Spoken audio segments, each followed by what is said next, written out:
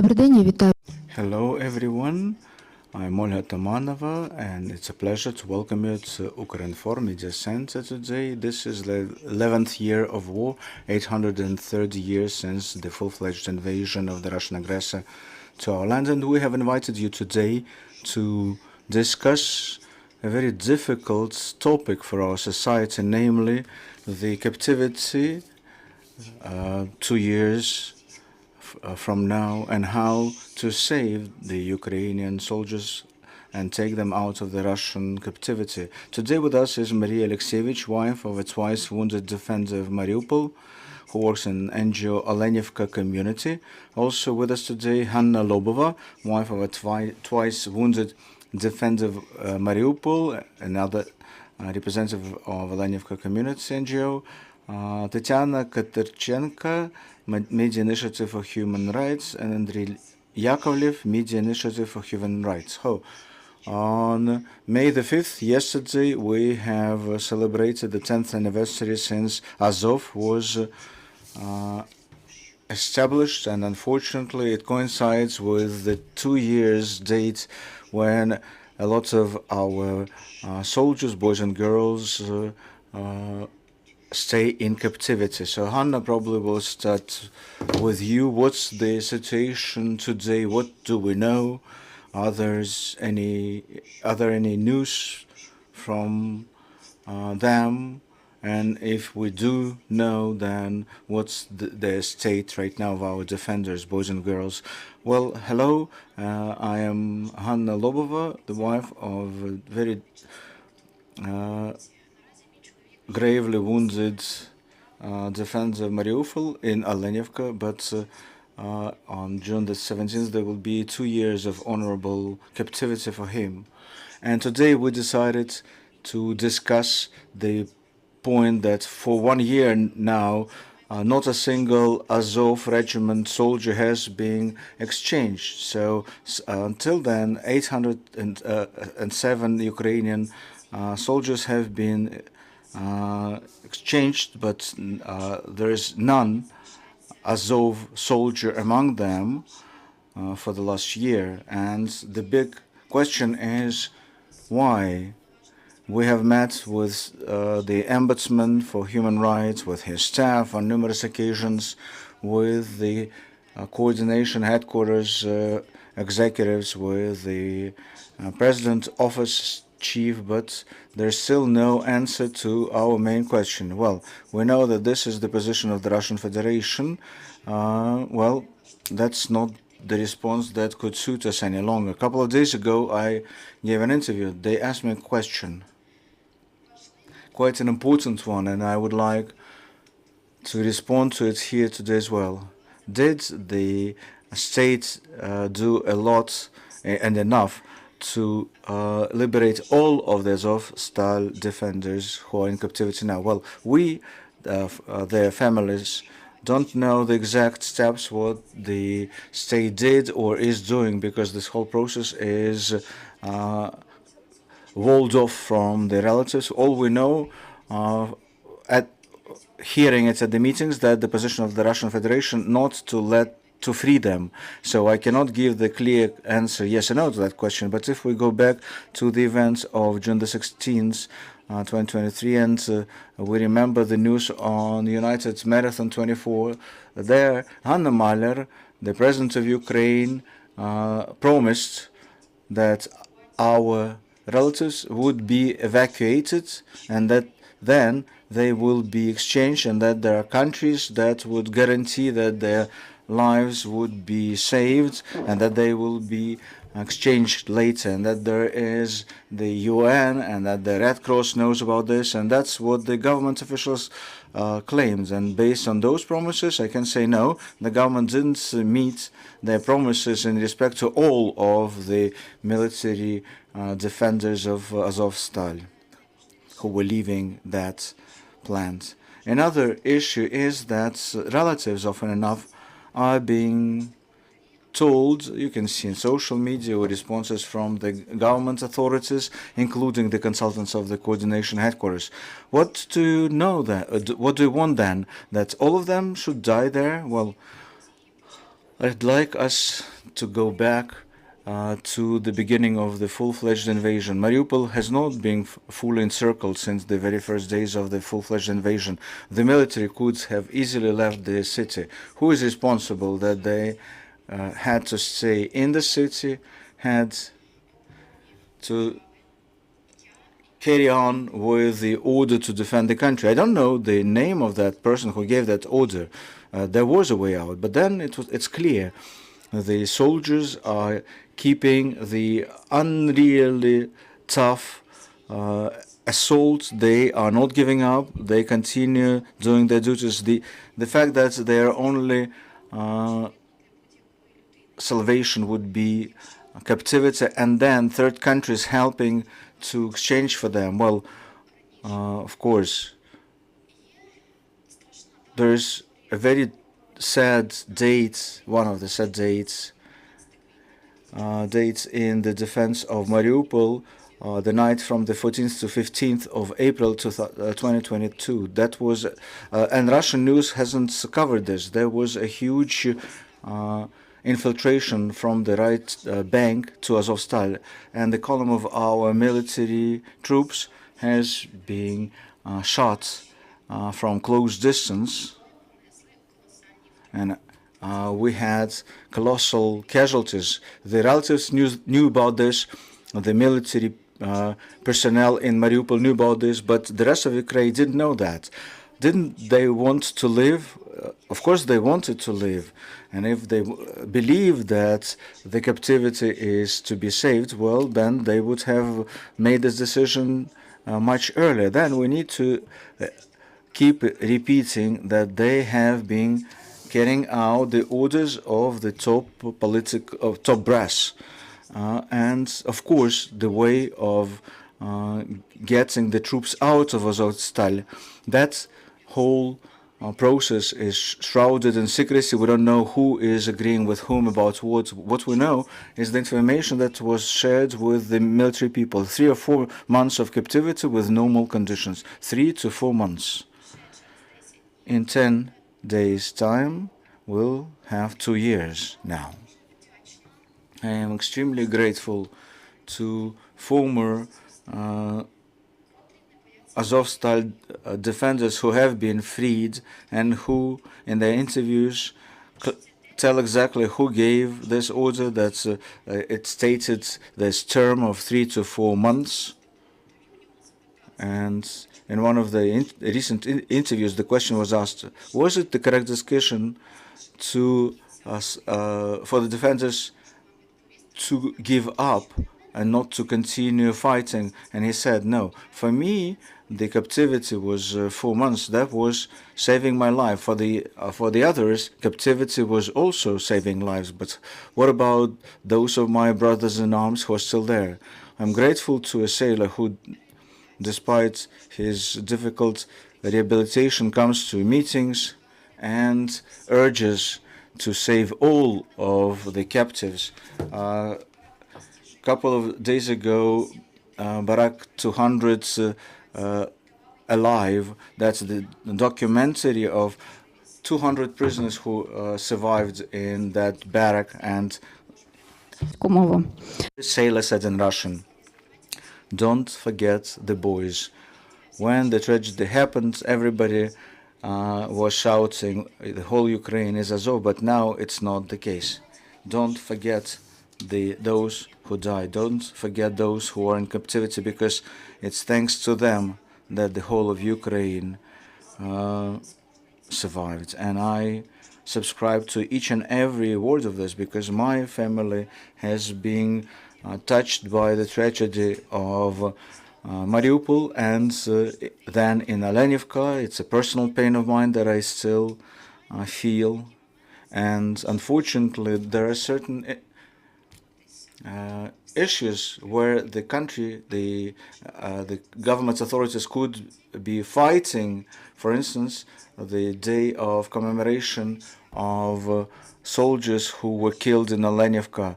And after long discussions, we agreed that it should be a general day of commemoration of all of those who were killed in captivity. And the only obstacle right now is Nikita Poturaev.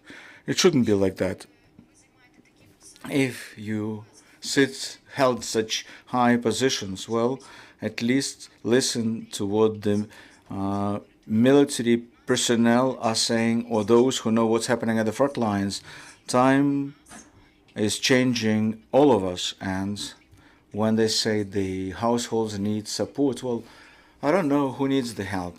Who needs the help most would be those who are in captivity right now. I'm not sure who is involved in this negotiation process at all, but I suggest to them to, at least for one day, not talk to their loved ones for one day, not to use their phone, not to ask, how are you doing, is everything okay, even though you would know that they're alive. But for us, it's 2 years of not being know what's going on. So nobody has united the families of those who died in Olenivka. 6 months later, we brought ourselves together, and the first meeting with the secretary of the coordination headquarters happened after 8 months of waiting. We were waiting for 8 months just to talk to a person. This situation is still like that. We, of course, need to have another meeting, but they refuse to meet us by their secretary. And is it realistic to save Azov people? Well, the whole all of the commanders, not only of Azov Regiment, but all of the commanders, all of the officers were saved. But it's the rank and file that we need to save now, and for that we ask the government to give us the right to go abroad to influential countries that are involved in the exchange of prisoners, prisoner swaps, and to show them what's happened in Olenivka. And at that time, we had some countries that guaranteed the safe future of our loved ones, but in these 2 years, these people were staying hungry, not only for 2 years, but during the time of defense of Mariupol. Just look at the photos. These are just bones and skin. Skin and bones, and 4 months of starvation, and then 2 years of captivity. The representative of the coordination headquarters claimed to me that the body, the organism, can adapt to such conditions. Well, and body could adapt to anything, but it's abnormal, of course. And as to the whether we know any information about our relatives, no. We find ourselves in complete information vacuum, because the only information that comes to us are those who have been freed or released, and through their relatives we might learn something about what's going on there. So we have no such information available to us, and it's very difficult for us to actually track where are those wounded during the explosion in the barracks. The latest information we learned is that there's a boy who refused his hand to be cut off. But he cannot use that arm. There are other amputees, people with multiple wounds, some of them still seriously wounded, and they're still in captivity. Mariia, I'm sure you have something to add about gravely wounded. Do you have any information about who are still there, or from probably learning from those who were released from captivity before. And as for the international organizations like the Red Cross, when our defenders were agreeing for captivity, did their role or their attitude change? Did our governments, our NGOs help them to increase their presence and thus get more information through them? Well, hello, and first of all, I would like to thank everyone who came here today to listen to this very painful topic and to support us. As has been mentioned today already, yesterday there was a very important date, the 10th year anniversary of creating legendary Azov. For all those 10 years, Azov proved how motivated this unit is, how they love their motherland, and that they're ready to lose their lives for their country. And they showed not only Ukraine, but the whole world, how brave and dignified they are. In all those 10 years that Azov is defending our country, for almost 2 years, some of the Azov defenders are under inhumane conditions in captivity, under tortures. When they evacuated into captivity in 2022, the General Staff of the Armed Forces of Ukraine on May the 17th published the post I would like to read.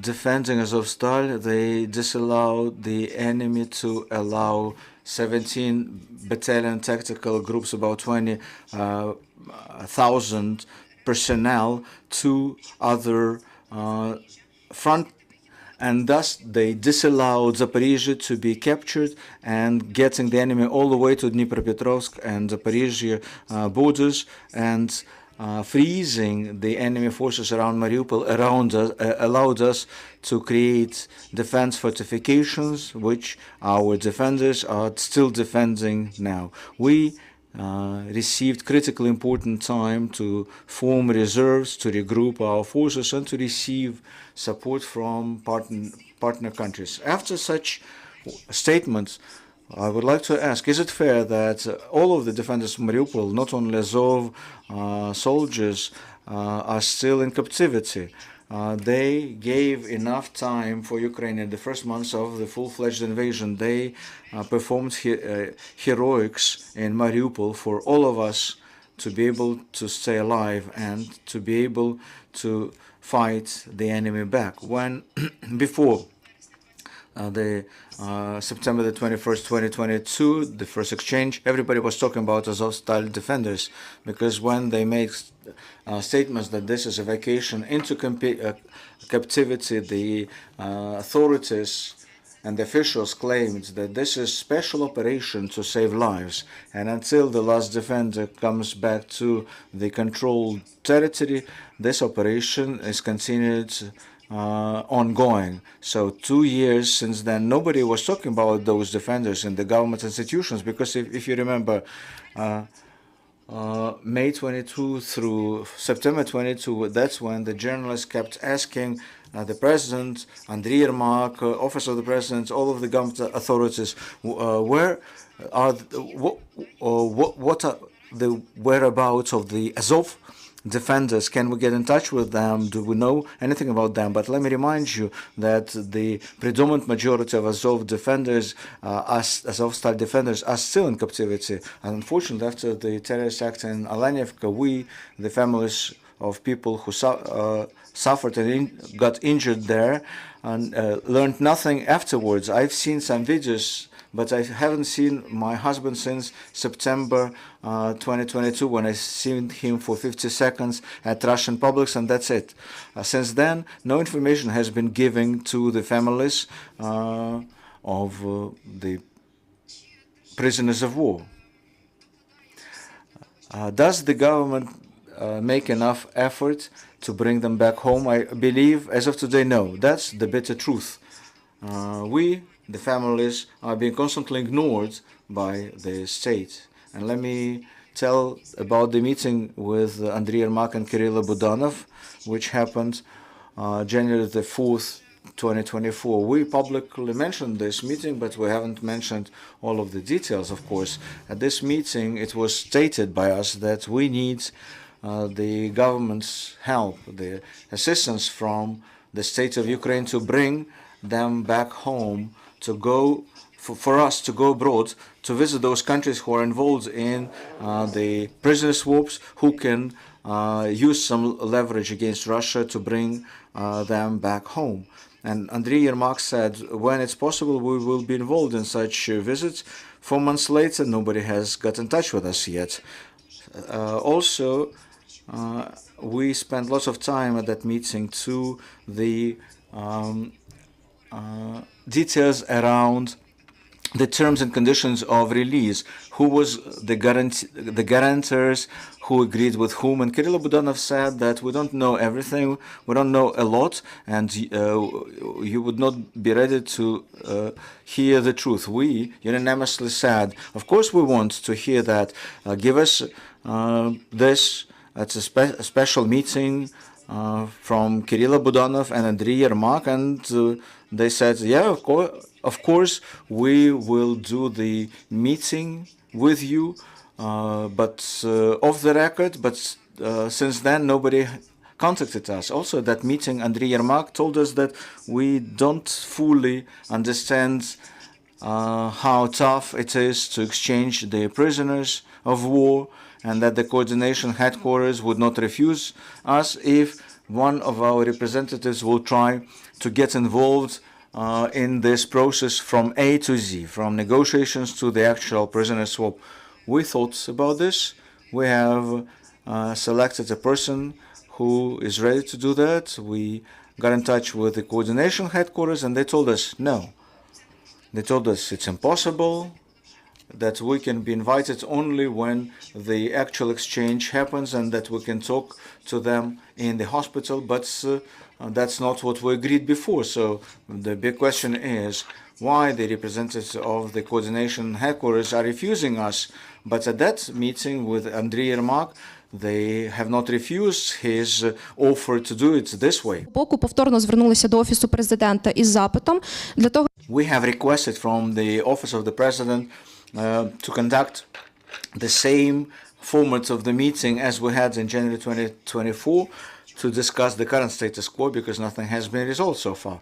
In addition to this, a week ago, on the 29th of April 2024, President of Ukraine, Volodymyr Zelensky, in his evening address, claimed that in respect of the prison swaps, well, I don't remember it verbatim, but it was something like, we need to have clarity about each name, and that the families should know everything about their loved ones in captivity, and they should know what's happening in light of the efforts to liberate them. But this is not happening, let alone the names. And almost 2 years ago, the terrorist act in Olenivka happened, and the names of 193 names who were killed and maimed at that time are not known to any government institution. And it's not clear how to resolve it, because the government authorities don't want to talk to our NGO that much.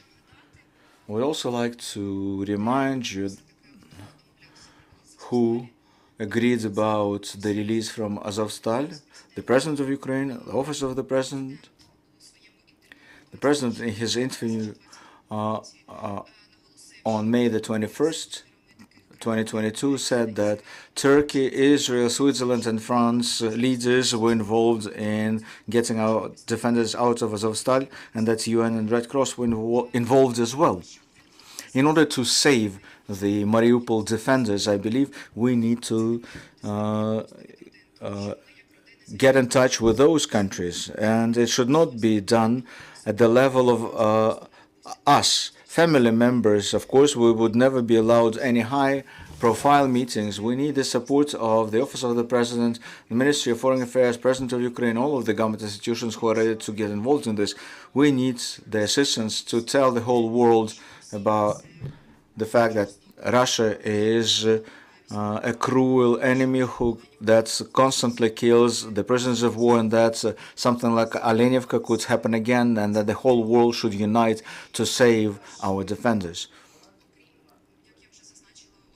And in addition to the Office of the President and Volodymyr Zelensky personally, on site in Mariupol, there were a couple of people who were involved in those negotiations with the Russians. The secretary of the coordination headquarters, Dmitro Usov, the MP, Alexander Kovalyov, and Azov commander Denis Prokopenko. At the meeting with Dmitro Usov, he always tells us, liberating the soldiers who became captives after they left Azovstal. That's his personal task, but it's almost 2 years and almost all of them are still in captivity. How come? I believe that all of those who, one way or another, are involved in giving the order for our defenders to leave Azovstal into captivity, it's their duty to bring them back home. We're talking about the lives of those people. Of course, they claim that all of them will come back home at some point of time, but we demand that it should happen immediately, and hopefully it does happen fast in respect of those who were wounded in Olenivka and those defenders who left Azovstal under order. Those who gave that order, it will be their dignity and honor to do exactly as we ask them to do. Yeah, thank you, Mariia. We understand that this is an uphill battle. It's hard to argue, and I'd like to believe that there are some ongoing talks and negotiations, and probably nobody could be informed about this, neither us or you, but let's hope that the talks are going on. Mariia, I have another question to you. What we could do, the Ukrainian citizens, to help in this process? Because we know that weekly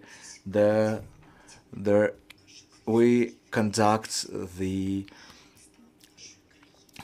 nationwide events at noon when people come together, gather and unite to support the relatives of prisoners of war.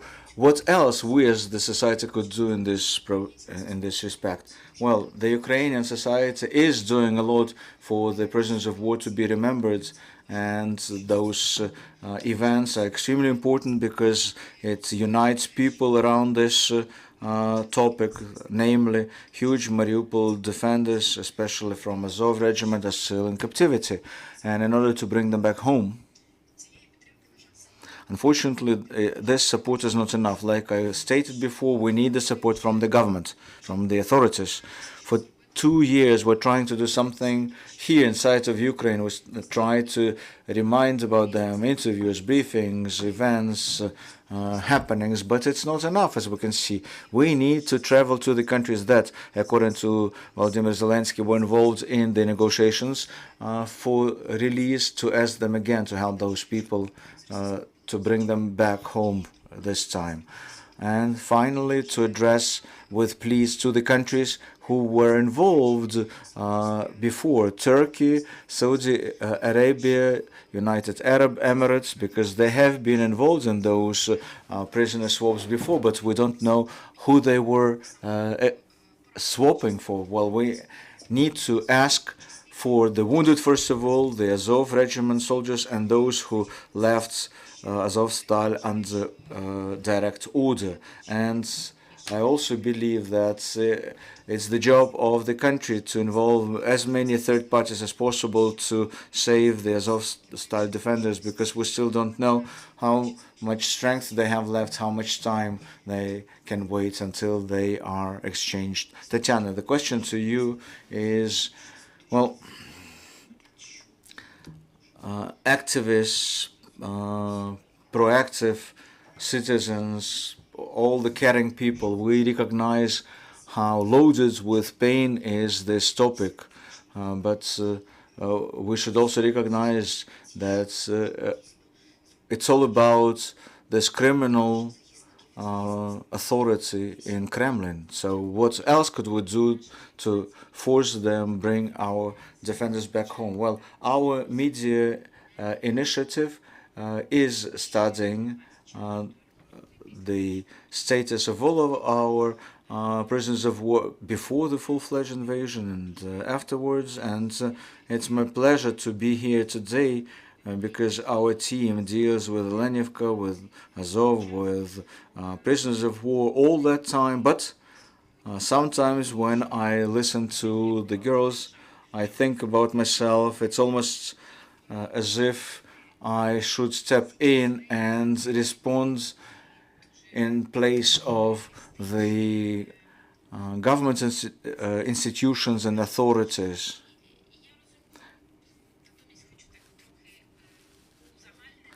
Well, generalizing all that we've heard so far, not only about those soldiers who were in the barracks in Olenivka under the explosion in the next door barracks, according to our ballpark estimates, about 10,000 servicemen of Ukraine are in the Russian Federation's captivity. These are most optimistic assessments. And most of them are kept at the temporarily occupied territories, others at the territory of the Russian Federation. And those prisoners of war have been dispersed all across the Russian Federation in different remand prisons and colonies. How many have been placed into captivity from Mariupol? Well, we don't know, because Russia does not give us the clear figures of how many Ukrainian soldiers they keep in captivity. That's why it's difficult to come up with this accurate list. But there are different estimates, 3,000 to 5,000. That's the garrison of Mariupol that were captured, who were defending in March, April, May 2022.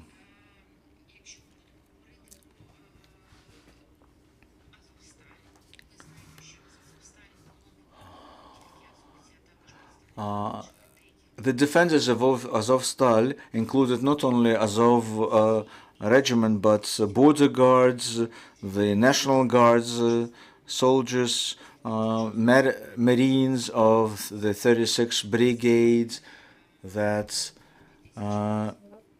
made the breakthrough to Azovstal in April 2022. So we cannot exactly say how many were made captive in mid-May. But what we know for sure is that in Olenivka, 2 barracks have been allocated for Azovstal defenders. Each barrack capacity was 600, so 1,200 could be the total number. Also, well, the wounded were prisoned first, and they got into the hospitals, and we got some evidence from those of our soldiers who were in Olenivka started being transferred almost immediately to the Donetsk CISO, which is pre-trial remand prison. So close to 1,500 probably defenders were captured from Azovstal. On the 21st of September 2022, the first batch of Azovstal defenders were released. Some of them were from the barracks at the time of explosion, and the last prison swap that involved Azov defenders was in May 2023. After that, according to our information, not a single Azov regiment soldier have been exchanged. Where are they now? It's tough to say. All we know is all Azov defenders were taken out of Olenivka back in 2022. Most of them were transferred either to the territory of Taganrog, CISO, pre-trial remand prison that's at the territory of the Russian Federation. Some of them were transferred to Donetsk CISO, and now we know that lots of them are in the occupied Gorlivka and the local colony.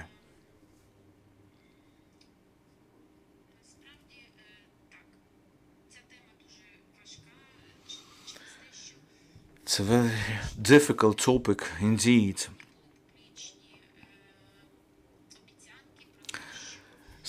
Exactly because of high-level public promises that the Azovstal defenders would be returned back home fast, that this is honorary captivity, but actually that this is evacuation. But 2 years passed, and we recognize that these were just words that were uttered spontaneously just to explain how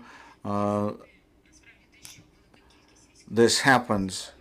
How did it happen that the order was given that most of the defenders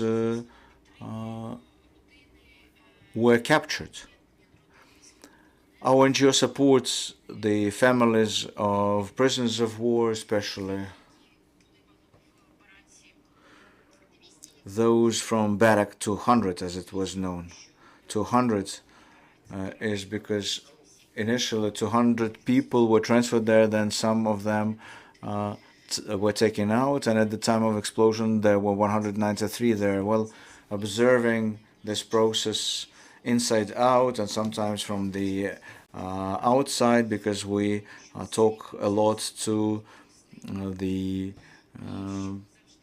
released prisoners, we learn from them that this is not a linear process, that it's usually done ad hoc. There is no typical approach how to release 100, 200 prisoners. But since the government gave the promise, it has to deliver, especially by involving the third countries, because there are no direct talks between Ukraine and Russia, well-known fact. But saving the Ukrainians, either military or civilians, could be done only with the help of the third parties. And of course, there is a peace plan of Volodymyr Zelensky, 10 bullets, and the fourth bullet is the return of all of the citizens of Ukraine. And we know that this bullet number 4 involves people from many more countries, not only Turkey, Saudi Arabia, United Arab Emirates, Qatar, but also Norway and Canada, that are also partially involved in the process of the release of Ukrainian citizens.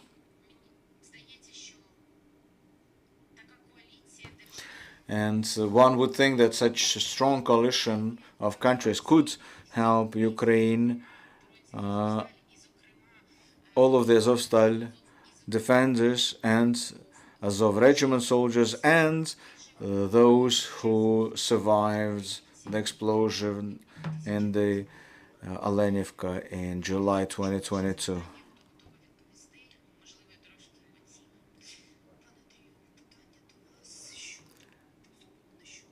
And now, Andrii, the question to you.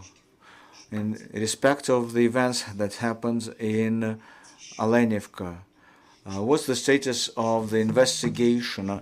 Have we involved the international community in this effort? Can we even talk about this? How else can we ensure that the fair punishments will find the perpetrators, that they receive their due? Hello again, and let me start by saying that there are two sides of the coin, the domestic and the external sides. In order for the release to happen, we need to have also the actions or the agreement to act on the part of our enemy. And we know that the enemy doesn't want to release anyone. That's why we have such low figures. I mean, even the optimistic forecast that we still have almost less than a dozen thousand prisoners of war in captivity. And what we can do, not only joint efforts internally, but also involve external counterparts for investigating war crimes committed. Not only to punish those who perpetrated those crimes, to ensure fair punishment, but also to impact the future by making it never happen again. And I would break down Olenivka episode in 3 parts. First, the terrorist act, the explosion. The second episode, what happened afterwards, because no medical assistance have been provided for hours to come, and lots of wounded died because of them. It was forbidden to give first aid. Actually, only in violation of international humanitarian law and the customs and rules of war, they allowed this to happen, not providing needed medical assistance. And finally, the third episode, the treatments of those who have not been released, and their treatment and the conditions of their stay, according to UN, that stated on a couple of occasions that tortures happen there. It's systemic and a phenomenon, and that it's applied hierarchically, which means that there is a hierarchically supported practice tolerated by the top-level authorities in Russia, and all we need to prove and that this is an existing practice. And then we can urge to start the new international investigation, issuing new international arrest warrants, because the top brass, the civilian and military commanders, are responsible and liable not only for direct orders, but also in the situations when they knew about what was going on, but did nothing about this.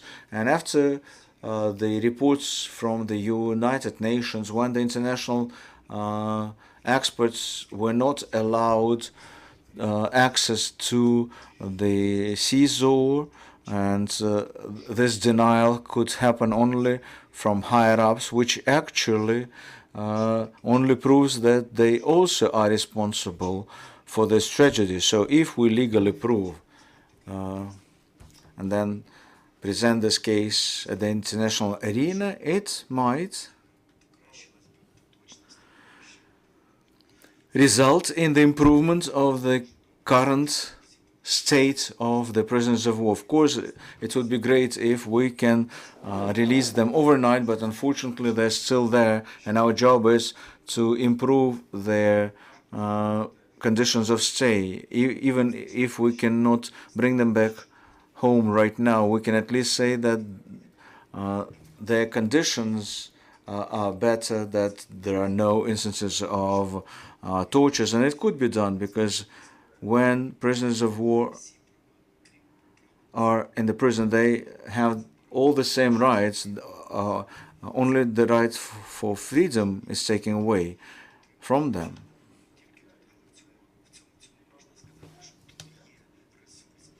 And I also believe that this is how we can influence Russia to at least stop using systemically tortures. Well, the UN has issued numerous reports, but everybody ignores them, which means that tortures are being tolerated. Well, we cannot claim right now who gave those orders, but the fact that they don't put a stop to it, that by default shows that they are aiding and abetting. So the more we talk about this, the more we raise this issue, the more liable would become top Russian officials in those tortures. And if the International Criminal Court will launch this case, it might reduce the level of tortures, or at least help achieve that. Something when we can at least assist in the conditions of their stay. And yeah, it's true that Russian prisoners of war have the right to communicate with their prisoners, while ours are denied that. And it's easy to arrange this, and then we can control the tortures. And this is the recipe. First, the world needs to push through criminal cases or investigations or negotiators, and then providing communications channels, allowing to learn what's the status with the tortures, and hopefully making sure that finally they started being treated in compliance with international humanitarian laws. Well, I have an impression today that we are in a vicious circle here. On the one hand, we have representatives of the government of Ukraine, and I understand all of the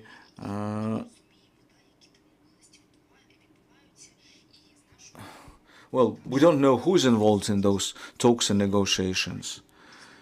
And all the Ukrainian society could do is only exercise pressure on our authorities. But Russia, the aggressor country, we can not exercise any pressure on them.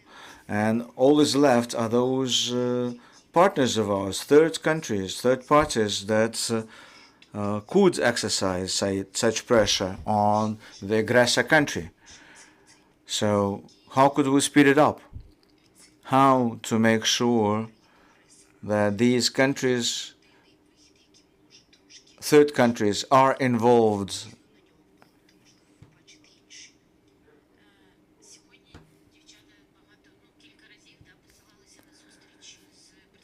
Today we heard a couple of times that meetings happened with the representatives of the Ukrainian government authorities at the highest level, in the office of the president, with the coordination headquarters. There is a problem with setting a task. The task of the Ukrainian authorities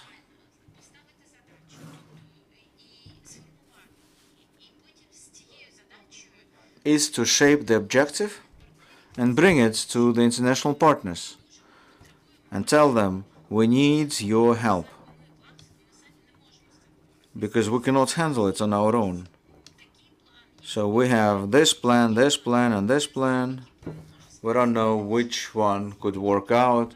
Probably you have your own plans. Let's discuss them and find the negotiators. And we understand that this is something that the Ukrainian state can do, with a number of success stories before the release of the Azovstal commanders in particular.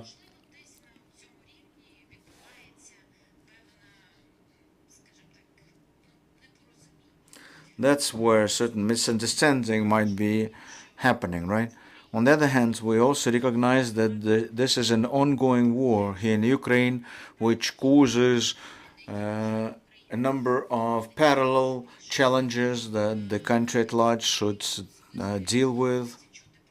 And I personally heard about the number of killed and wounded and those who need to be rehabilitated, and how many prisoners of war we have, and we try to follow all of those tracks. But again,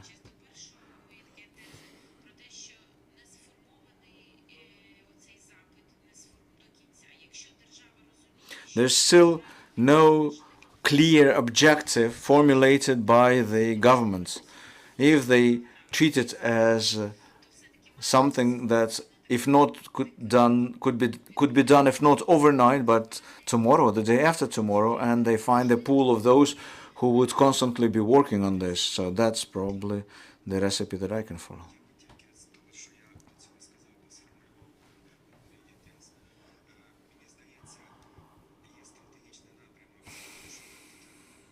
From the overarching strategy, as Tetiana correctly mentioned, we need to involve as many external counterparts as possible, strategically. But tactically, we also need to reduce the suffering of our prisoners, because torture is a fact. So we can reduce it through advocacy, including international advocacy, but still, I would hope for international criminal court. The case of torture in particular, this is the crime against humanity, and hopefully the arrest warrants could be issued for the top brass from Russian Federation and to CISO commandant. Well, of course, what we are talking about today is something that we've been discussing for the last 2 years, and if you don't raise the problems, they would not be resolved. Our NGO has issued the request in January 2024 to the embassies of Ukraine to some of the countries to help us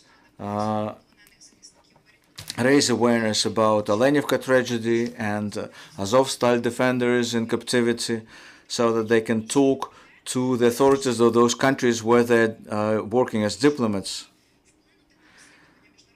helping to release them and helping to launch the investigation of this terrorist act. We wrote 50 letters and we received 6 responses, not even a dozen. And half of those responses were talk to the coordination headquarters and the Ministry of Foreign Affairs. And according to the coordination headquarters, they've been authorized to do that since February 2024, which only shows that there is not that there is insufficient level of coordination. If the relatives, together with the authorities, start working together, only then we can reach the results we've been discussing today. In respect of the events that are being conducted, well, it was not our NGO that initiated this nationwide happening. I mean, we might be organizers or co-organizers at the local level, yes, but the idea is to run those events focusing not on the authority, but focusing on the ordinary citizens. Don't keep silent. The captivity kills. How to help the relatives?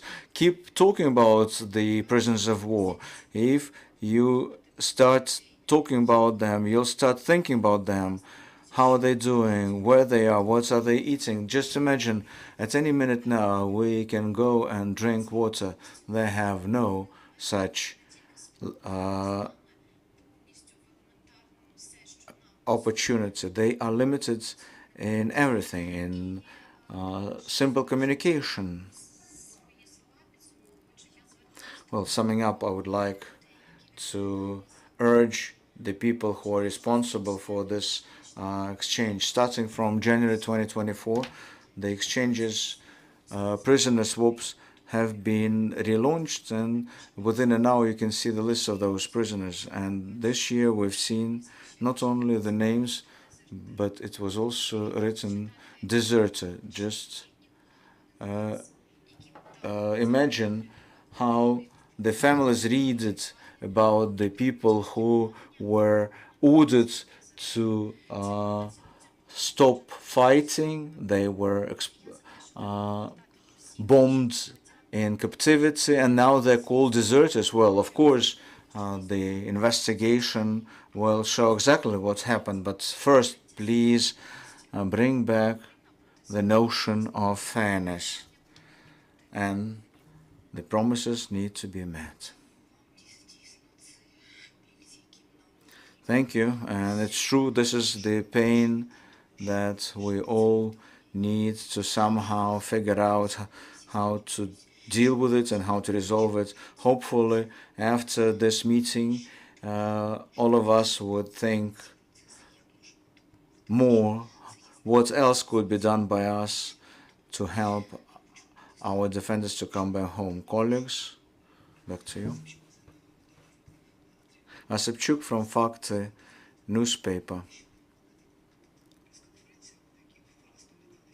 Quite recently, at a press conference, you stated that the Russian Federation refuses to qualify Ukrainian prisoners of war as prisoners of war.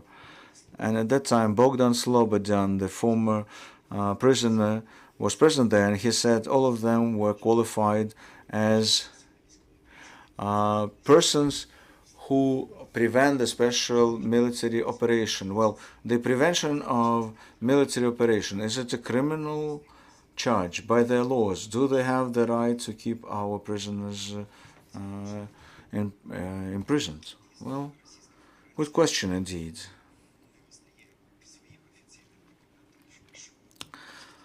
The Russian Federation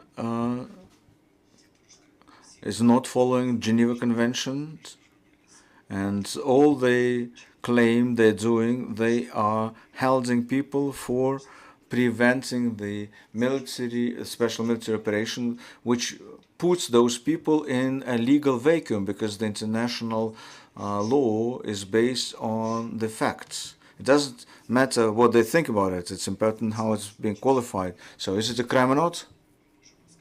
We can say that they truly conduct trials, court trials against Azov defenders in particular. But they usually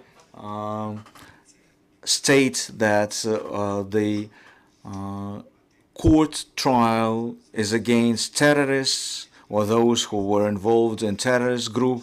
And again, they do it because the whole world knows that terrorism is a dangerous phenomenon. But by them, according to them, a person, by virtue of being the soldier of Azov Regiment, in order to instigate the criminal case and start the proceedings, they don't need to prove that this person perpetrated a terrorist act. No, they qualify terrorists differently. They look at the list of those organizations that qualify as terrorist organizations, and that's what they put people on trial for. And they started those trials already.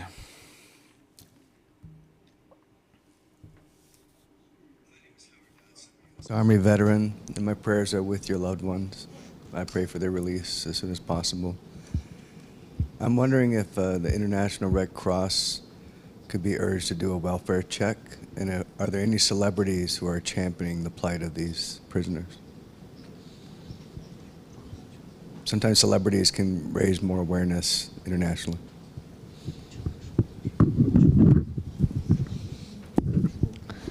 The question was about the Red Cross, whether they could, celebrity, yeah.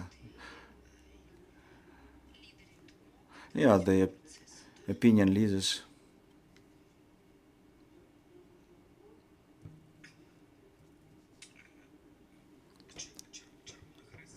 Red Cross is a very important organization that could have been a mediator, go-between, and it was doing that in some occasions. And the Red Cross does provide us with information about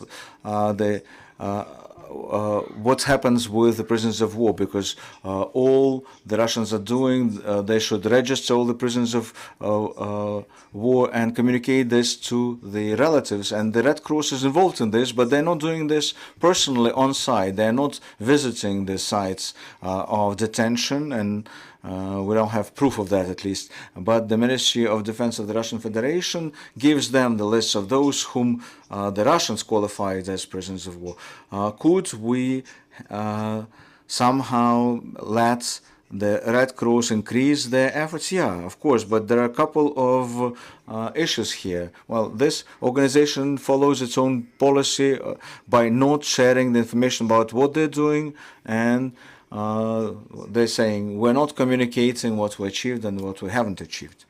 The second problem is the Red Cross cannot come to the Russian Federation or visit the temporarily occupied territories. They are not allowed access there. So the problem is not what the Red Cross could have done, and they would have not been asked to do that. Physically, it's impossible for them to do something when the Russians don't allow them to come and visit them. But I personally believe that when you make some statements and people believe that you can resolve certain problems, well, you should make your efforts visible. And when the boys come back, are released from the captivity, they can say, yeah, the Red Cross was caring for us, we've seen people from there. But as it happens now, the Red Cross people could do nothing about what's going on, but they tell us nothing about what they're doing. And that's why the biggest problem is that nobody knows what they're doing. Somehow, people still believe that the Red Cross could be efficient. I don't believe so. Well, I think I know what you were asking about. Can the International Red Cross involve some celebrities or raise the awareness about Olenivka through celebrities and thus guarantee the visits to the detention sites? Well, of course, if we come to our authorities and make them this suggestion, but then we need to get the agreement from the Russians as well, because if this celebrity is not in agreement with the Russians, it will not get there. If the Ukrainian counterparts would not agree on a celebrity, then it would look like what we've witnessed before, a new celebrity coming and making an interview in Russia. But if some celebrities really want to help the defenders and Ukrainian defenders, of course, we believe that the Red Cross should be involved and could be involved in helping us learn more about what's happening with our relatives. Well, I would like to add to this. My husband is in captivity for almost 2 years, but I place no hope on international organizations. I believe they exhausted themselves. And that's why, of course, we need to think through various options and different ideas, but I lost those hopes that Red Cross would ever come and visit my husband in captivity. Again, we need to involve leaders of the third countries. Well, on Red Cross, Andrii was quite diplomatic in making his statement, but we've been interviewing hundreds of the released prisoners of war, and very rarely they say they saw a Red Cross representative at any point of their captivity. And nobody says that they've been personally visited in colonies or CISOs. And secondly, when we talk about the involvement of the International Red Cross in this military armed conflict, what we observe, the Red Cross performs a certain function, but their efforts are not enough, and sometimes they are obviously sabotaging certain processes which they otherwise should have been controlling, or at least be aware about those processes. And yeah, Red Cross performs unpublicly, savoring its status of neutrality, working for this side and that side, but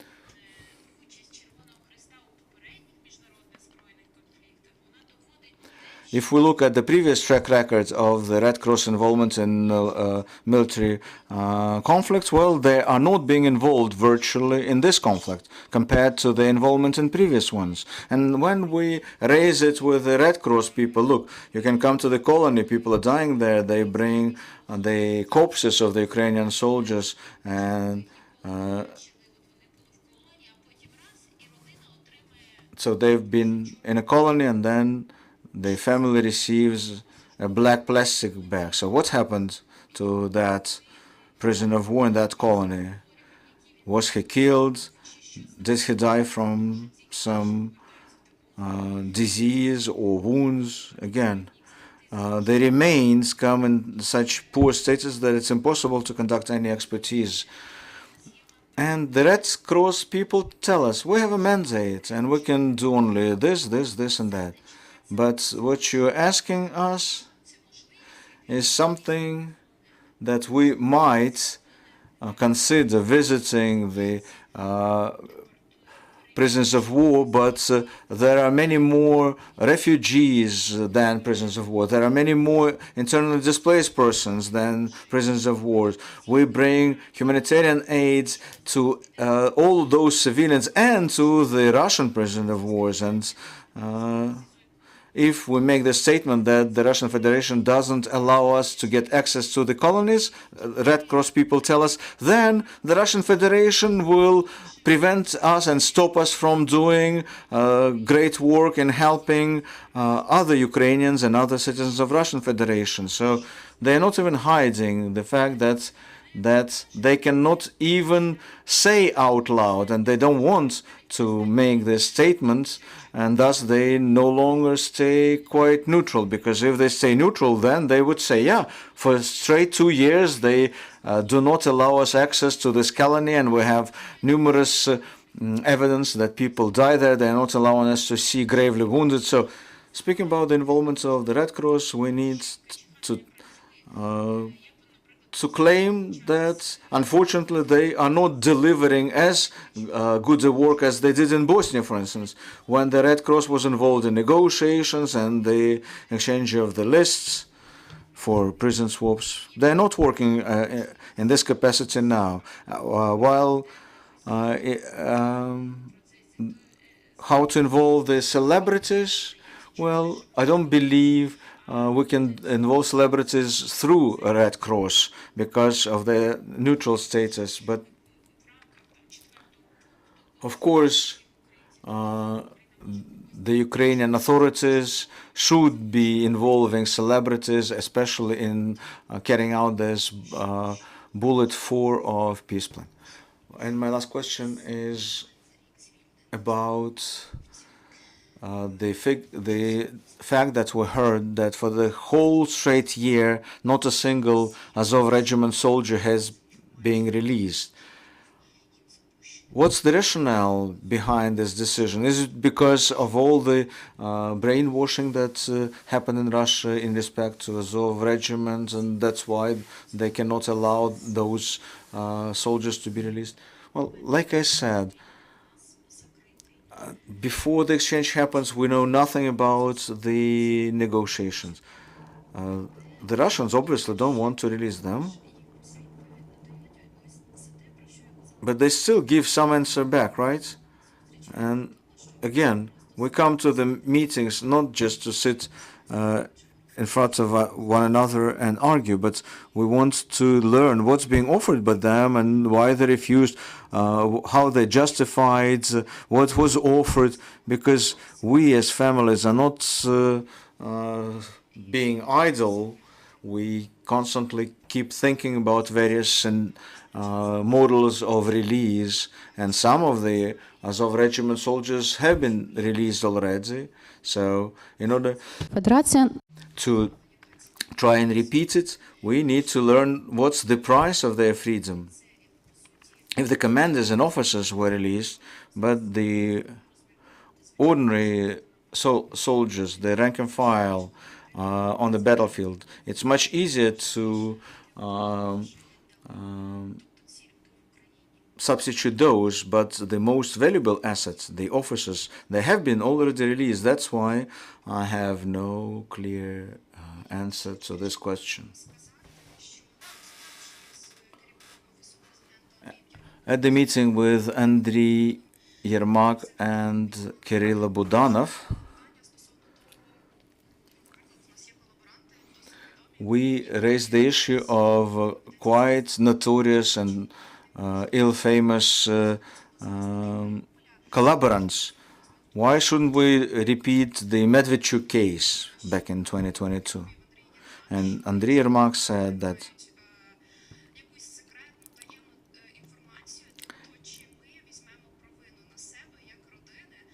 if they have some important and valuable information, why should we release them? And we said, well, of course, we're ready to exchange a collaborant even with valuable information for our loved ones, but unfortunately nothing has been done. All we can do here is making assumptions.